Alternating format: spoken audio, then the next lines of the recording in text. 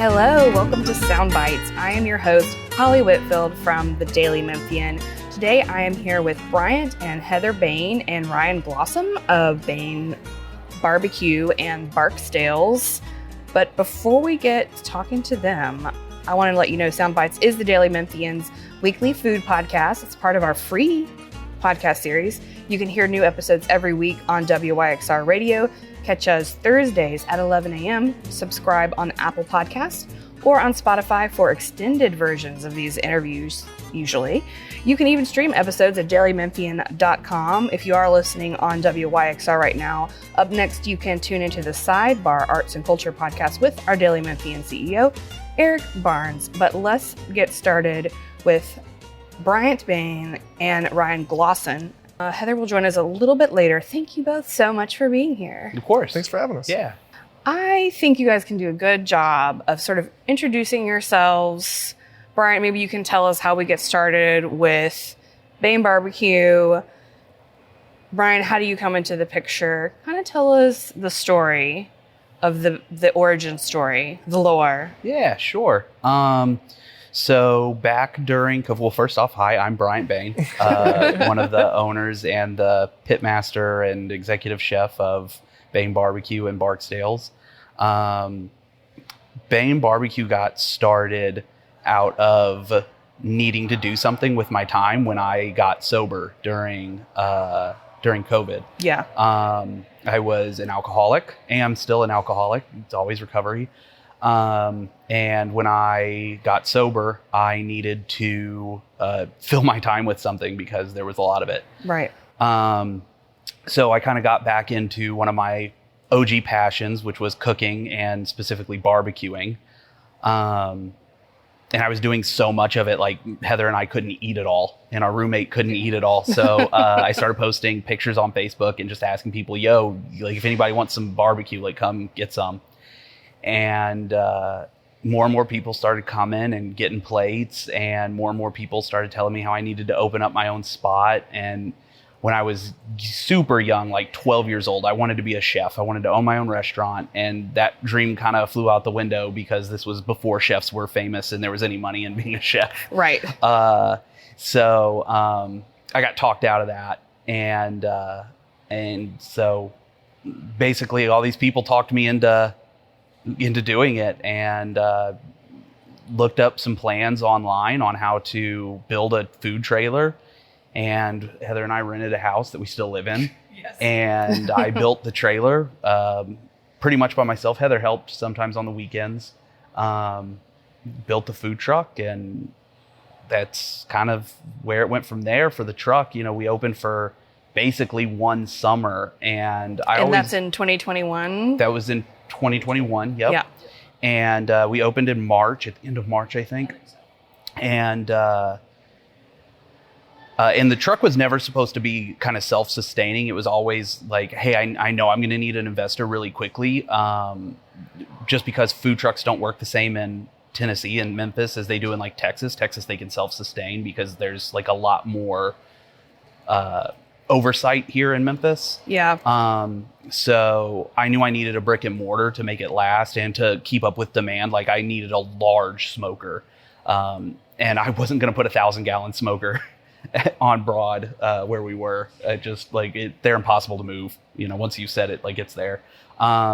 So, you know, we got the word, word started building really rapidly, and I started asking for investors and met with a bunch of people. And some of them I clicked with, some of them I didn't. And the day before we closed, we were like, we were out of money. We've got to close. Ryan came to the food truck, and it was just a friend of a friend who knew Ryan, who like wanted to invest in something in Memphis. And he ate the barbecue, and his uncle came, who was a competitor barbecue, and was like, oh yeah, no, there's something here. And the rest is pretty much history. Yeah. And Ryan can jump in here at this point and say, yeah, happy to. What he was thinking. Yeah, sure. Hi, I'm Ryan Glosson. I'm one of the other owners of Bain Barbecue and Barksdales. My unofficial title is Chief Bill Payer. And I'm born and raised here in Memphis. I went to Christian Brothers High School, and then I went to the University of Alabama. and then I started working in technology. And the first place where I lived was Austin, Texas, and spent several years there. Was in San Francisco for a while, in London for a bit, and then was back in Austin kind of for another stint. And one of the things that was always very unique, coming in particular from Memphis, was the difference in the barbecue. And, in Austin, there are gas stations that serve incredible barbecue. And to me, there was nothing like it that we had here. And I moved back to Memphis in March of 2020, once the entire world started working from computers. Yes. And there was a lot more flexibility kind of with my role. Moved back here in town and was actively looking for businesses to invest in here in the community. Because, I want to be here kind of for the rest of my life. And, my dad worked in restaurants for decades. And, there was something magical about that idea kind of with my dad, and also this idea of, the Texas barbecue and something that was unique. And then there was also kind of the third thing, which was the financial piece, and kind of what Bryant just referenced, and that, there were financial troubles. And one of the things I felt like I could bring to the table was, management of that balance sheet. Right. So, exactly like Bryant said, I got a Facebook screenshot from one of my friends that said, hey, we're looking for somebody to partner, and, we need to find them fast. So we were down there, I think, the next day and trying the plate of food. And again, like Bryant said, my uncle cooked on a barbecue fest team for a long time, and he came in and I asked him to be overly critical. Right. And he had really nice things to say about the quality of the food. So I thought at that point it wasn't just me and kind of trying to force it. And sure enough, the story started there. And I think the initial plan was to kind of work through the current space and what the setup was. But I think, it was days into the partnership. Essentially, we were in an impasse with the landlord and knew that we had to move. So started looking at real estate immediately. And, there were only 2 or 3 second generation restaurant spaces even on the market. And we landed on the building in Cooper Young, started renovations, immediately, and opened as quick as we could. And it's been 3, 4, 5 years, like what? Yeah, right, 75 years. Just a little over 3. Yeah, a little over 3 years at this point serving barbecue. And that's the old people, me, will be like, that's the former Stone Soup Yes. location, Yep, but that's y'all correct. have completely changed, the vibe and made it work for the modern barbecue. That's right. Restaurant. At least we hope so. That's my impression. Yeah. And so, Ryan, you talk about being like the chief bill payer and all of that, but then you're like, oh, my father worked in restaurants for Sure. decades, and my uncle is, on a barbecue cooking team. So Sure. you kind of have like the smoke in your veins too, Sure. Yeah. Yeah. We'll steal that. Yeah. You can say and I it. think, at the very least, I can certainly, or at least I feel like one of the things that I do is interact with the customers and smile and just be there, in particular when folks are upset. Yeah. Happy to be the Front of house. yeah, or just to be kind of augment it in a way, especially when we were getting started. I think that we, transitioning from small scale to very large scale. I mean, we're talking double and triple the amount of volume that we were doing at the truck. There were a lot of growing pains. And I think that, sometimes we didn't know the answer, and being able to be there as an extra barrier was super useful in those moments. If people have forgotten, I have friends who would come out to like Broad Avenue when the Bain barbecue food truck was out there and like wait in the line, get in the line with their chairs and their coolers and their not beer, but maybe beer and like waiting. And that is, from my understanding, that is a part kind of Texas barbecue culture in a way. In some places, like people kind of make it a mini block party, a mini like sidewalk fest. They are waiting in line. That's like a part of getting that good Texas barbecue. And so you had a lot of super fans, but to scale that up to have, the full restaurant in Cooper Young, I know has been a big deal. I want to go back to food trucks and Texas and Memphis and code and laws, because you mentioned that, Bryant, and I remember you guys had tried to find a couple different locations for the food trucks, and there's just a lot of red tape in Memphis for restaurants in general, and especially food trucks. Yeah.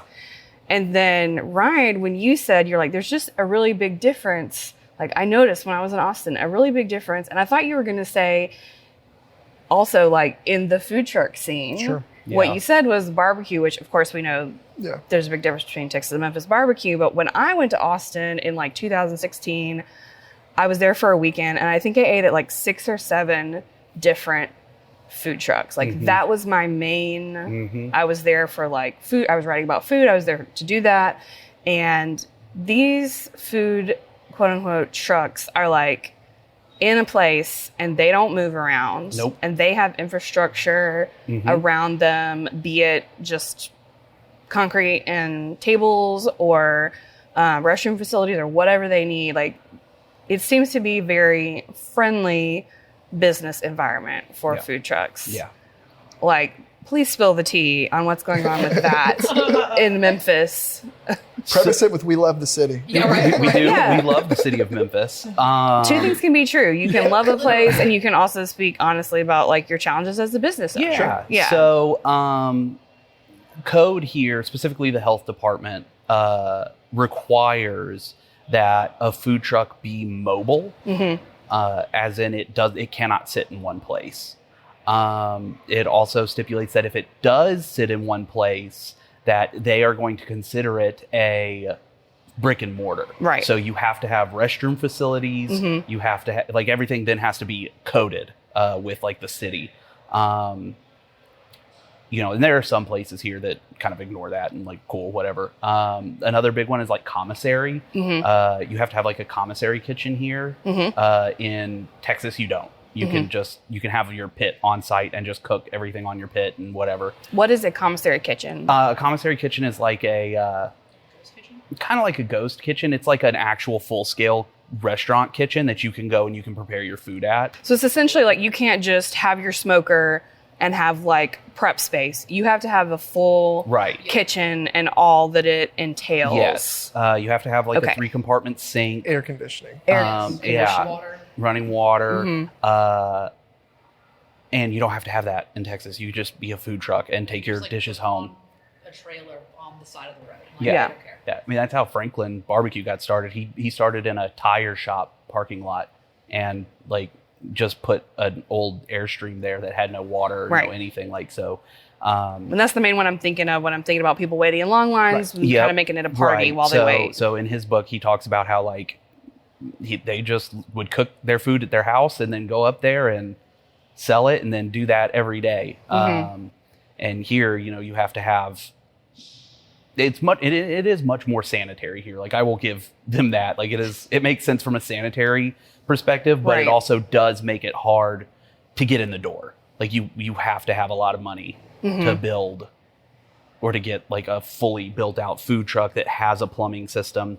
They don't really make 3-compartment sinks that fit in food trucks. So like that is kind of a difficult. Really tiny. Yeah. We got lucky because our landlord is a master plumber. So he built that for me. There's a ton of rules. It sounds like there's some things that make a lot of sense from like health and safety standards, and then there's other things that are like really specific. Yeah, this is very specific for a food truck. Yeah. And there's got to be some kind of common ground on both like enabling individual and small operators to be able to get started, but also making sure that, they're not getting people sick. Right. And keeping it safe. This is something we hear over and over from our Soundbites guests about sometimes the difficulties that we have in the state or the city, like just making it work whenever you guys already have like a lot going on with profit margins and supply costs and staffing and like all the other challenges of basically our favorite kind of business as citizens, restaurants. And you've just got a lot that you've got to check off. And so you guys did one and you're like, this is great. Let's do another. Talk to me about Barksdale's. Well, I guess one more piling on the line and kind of that culture and drinking. or just the idea of like kind of making it a party, there's a scarcity factor there, and the idea that like the food is going to run out. And I think that that's really important to mention in the context of Bain Barbecue, because it's one of the largest criticisms that we get is that we're out of things. Yeah. And I think that one of the things that makes us unique is the way that we prepare the food, and that there's just firewood in that big smoker in the back. And, it's 1,000 gallons. It's ginormous. It's the biggest one that we know of in the tri-state, but we still run out of food. And it's still finite. So, in Texas, when you've got those crazy lines and you've got, tens, maybe even hundreds of people on certain days waiting for the food, it's because they want some and they know it's going to run out, by a certain mark. And even sometimes before those places open, right. If people kind of walk through the lines and take, a guesstimate on what they're going to order and start turning people away as to not, waste their entire day because they know they're not going to get anything. We hope to be kind of at that stage. But certainly right now, there's still supply constraints that we run into. That being said, Barksdale's. I think that, obviously there was the news of the fire, and I don't remember, there's a group text between the three of us, and, within hours, I think that was posted of, oh my goodness, look what happened up the street. And I think that I said almost immediately, like, this will very likely go up for sale, just kind of with where it was, and the current life cycle of the business. It felt like, Miss Beth was at a point that she wanted to part ways, but once we got to kind of know her and the situation, it was really unique in that she wanted more than anything for the restaurant to kind of continue as it was. I think that was our ambition as well. So that is what made it make sense. I think that, there was rumors and speculations it was going to turn into something else or a different business. And it was really nice to be able to kind of bring the team back and kind of have that feel back in the neighborhood. But certainly, Bryant and Heather will tell you that it's double everything. It's double the stress. It's double the people. It's double the food costs or whatever. There's a ton of factors, and it seems like half a mile away it's just a tuck in and super easy. It's not. And I think that, we're kind of still growing from that right now and kind of getting our heads around the fact that, again, this has gotten a lot bigger than where it was a few years ago inside of the context of that trailer. So Barksdale's reopened. I was there that day, but when was this? Mid-April. April 2025. You're listening to the Daily Memphian Soundbites with Holly Whitfield. Today, we have been talking with Bryant Bain and Ryan Glosson, two of the three owners of Bain Barbecue and Barksdale's. Please subscribe to Soundbites on Apple Podcasts or Spotify. Make sure that you do that. You won't miss any of our free episodes. We are going to go ahead and talk to Heather Bain now in just a minute, so we're going to get that switched over. But in the meantime, I tell you, if you're listening to this on WXR, it comes on every Thursday at 11. Stay tuned for the Sidebar Arts and Culture Show with our Daily Memphian CEO, Eric Barnes. Also, sneak peek, keep an eye out for a new daily weekday podcast from the Daily Memphian, AMDM with Mary Casciola. You will know it when you see it. We're really excited about this new podcast. It's going to bring you our daily news reports in a really quick fashion for people who are on the go. You're listening to it on your way to work. You're listening to it, while you're washing your dishes and keeping out with the Daily Memphian story. So like I said, you'll know it when you see it. Again, I'm Holly Whitfield, and this is Soundbites. And now we're going to talk to Ryan and Heather. And hi, Heather, introduce yourself. Sup, guys? I'm Heather Bain. No real official title, just the gal who's up front and runs the socials. I like to laugh a lot. That's about it. Yeah, I was going to ask you, who runs your socials? Because I feel like it's you. Just me. Okay, so I want to talk about Barksdale's. I want to talk about one thing. You had to make some changes. Not everything was going to be able to stay the same, from the old, long-standing breakfast diner to, what we've got to do now. And also, it caught on fire and burned. You had to make some changes and rebuild that. People were not going to be able to, walk through it like it's a museum, right? Yeah. Tell me about some of those changes And then we're going to talk about the all-day breakfast man. Oh gosh.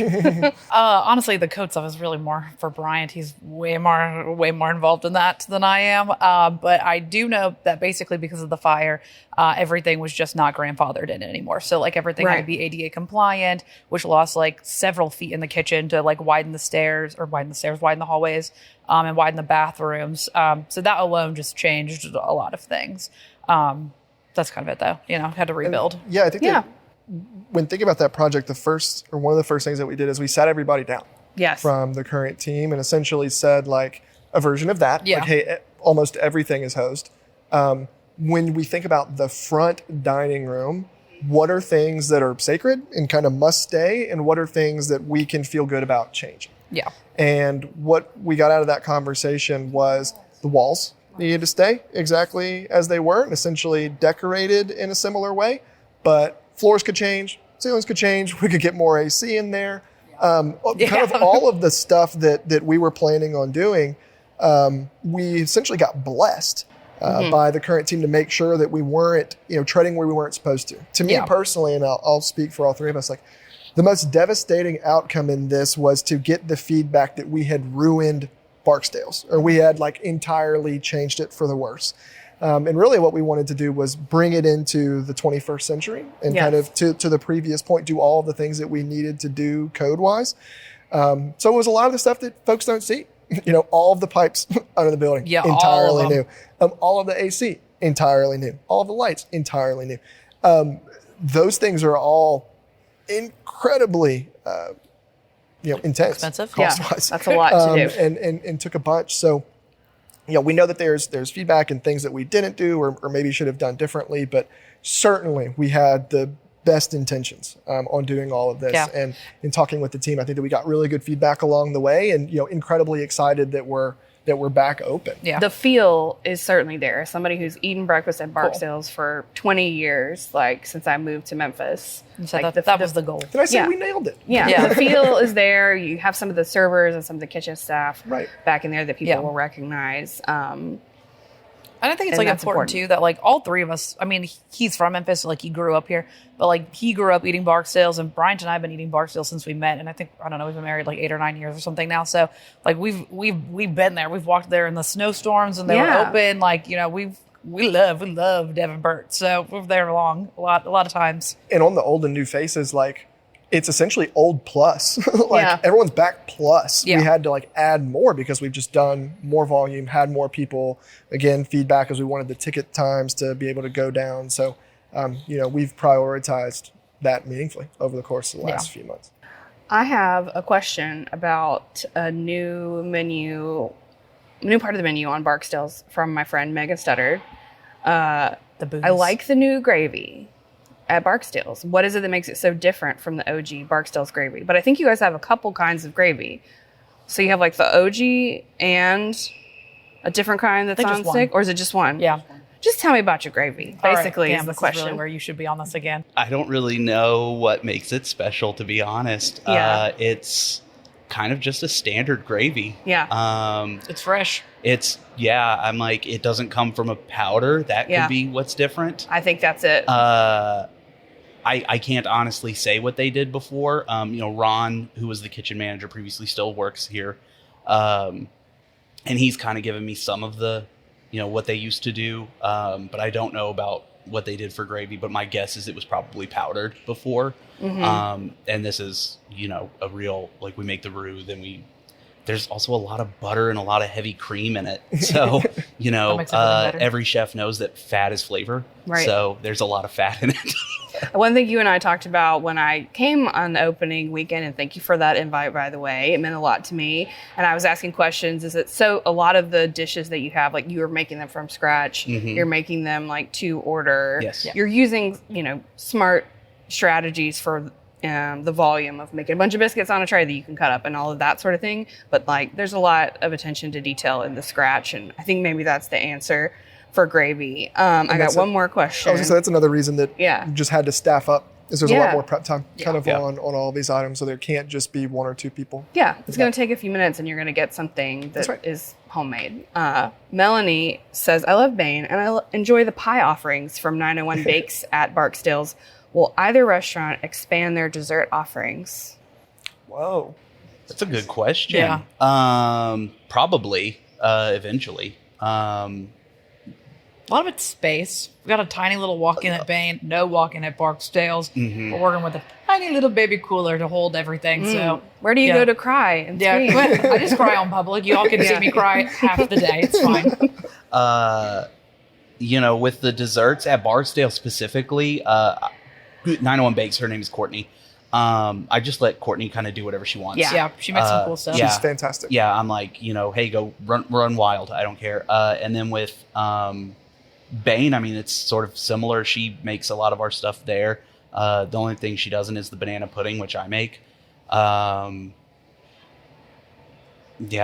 you go. We had key lime pie this last weekend. That flew. It was so good. I had like 5 slices. I'm not gonna lie. Okay, Heather, I want to talk about your social media because you do a great job getting people's attention. Thank you. What's your strategy? My strategy is there is no strategy. Yeah. When we first, actually, I would like to context this with I hate social media. I literally hate it. But it's so necessary. Sure. So I like to make content that I would consume. So I literally just post something that I think is funny. So do other people think it's funny? I don't know. But I'm laughing and I'm having a good time. So post. And that's literally it. And I think to wrap that kind of in a neat little corporate bow or package. No, don't. It's, Yeah, right. It's, No. But really it's authenticity. Yeah. Exactly like she said. It's we think that with social media, number one, I can't stand it either. Number two, the ads have become commoditized and it seems like they're very scripted at this point. And I know that corporate's the wrong word, but they even feel corporate. So we try to be anti that. Yeah. And if that means laughing at something funny or saying a bad word or whatever it is, we feel like that is a little bit more on our brand than kind of the cookie cutter ads that you might see in other places. Yeah. I just want people to not be shocked when they get it. I think one of my favorite compliments that people will give us is that the food looks exactly like it does the picture that I saw. Yeah. I love that. Or they're like, oh, the energy here is exactly what I thought it would be. And I'm like, that's kind of it. If I have to be somewhere all day, every day, I'm having a good time. And I'm going to drag everybody else along with me and we're all going to have a good time. That's the rule. Good You're time. dancing. That's it. You're moving around. Yeah. So we're just physical here. comedy is we're happening. Here for a fun time. Yeah, comedy's happening. Somebody here is laughing. So that's kind of it. I just try to make it that. Okay, so speaking of social media, there was a gentleman who posted up in front of Barksdale's a few weeks ago. Stop me if I get any part of this story wrong. I don't know how many days he was there. Was it a day, 2 days? No, it was a couple days. It was days. 3 or 4 days. And he had a sign, and he was bring it's back hanging in the restaurant all day. We have it. We have it signed. Yes, he signed the corner it. of it. Bring back all day restaurant. Bring back all day breakfast. Yes. And then y'all said, okay. Sort of. I feel like it was kind of an unfair protest because it was happening behind the scenes also. We wanted to do all day breakfast anyways. Again, we just lost several feet of the kitchen. And so working with these, making everything fresh, having their lunch menu, there was just a lot. It's a big learning curve, And so we were going to get there. We just had to get there on our own time. Yes. He definitely helped speed it up because it was funny. But we didn't plant him. It does kind of feel like we did. They planted him for sure. It felt like a publicity stunt, absolutely, but it was really funny. And the guy's really hilarious. And genuinely, there was kind of the moment between the three of us of okay, is now the moment. Yeah. Do we speed this up by a few weeks guess? and just give this a shot? And I think that, to the point of the plant and kind of our evil plan, if you will, what a great moment It to goes be able with to the kind of brand, capture. Pinky even and if the that's brain. not really how it. Yes. Certainly. Yeah. Pinky and the Bain. There you go. You can have it.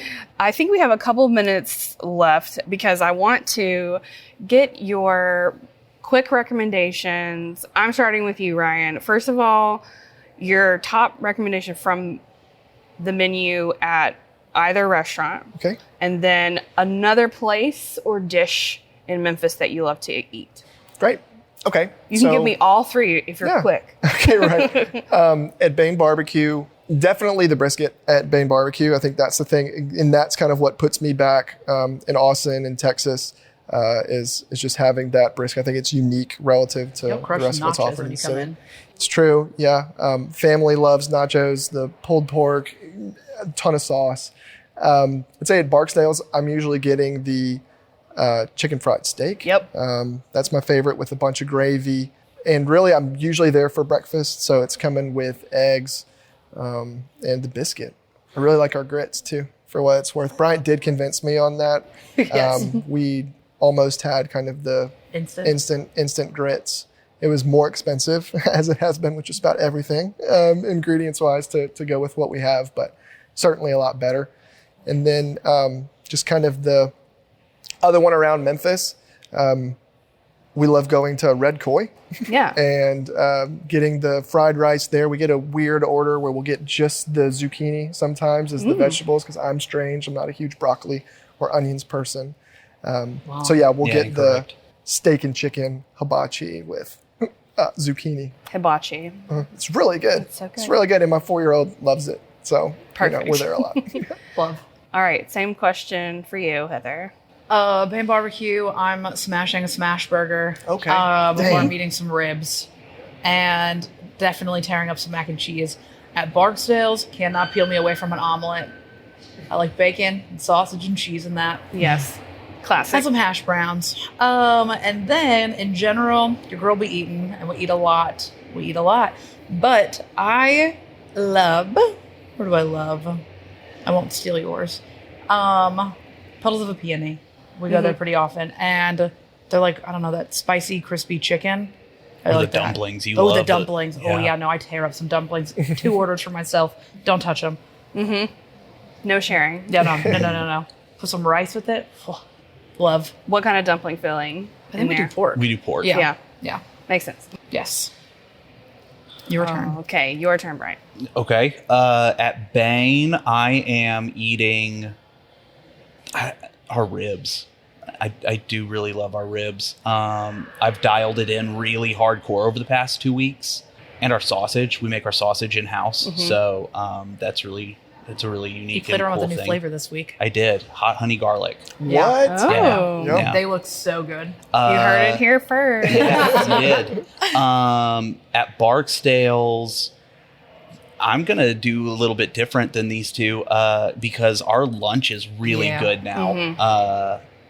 And I am going to go with Thursdays, the fried chicken. Okay. Yeah, The no, fried Ron- chicken yeah. on Ron makes Thursday. sense. Ron's fried chicken is really good. The chicken and dressing on Tuesday slaps. Yeah, but I developed the breading for him, and he just knows exactly when a piece of chicken is done. I cannot fry chicken to save my life, never have.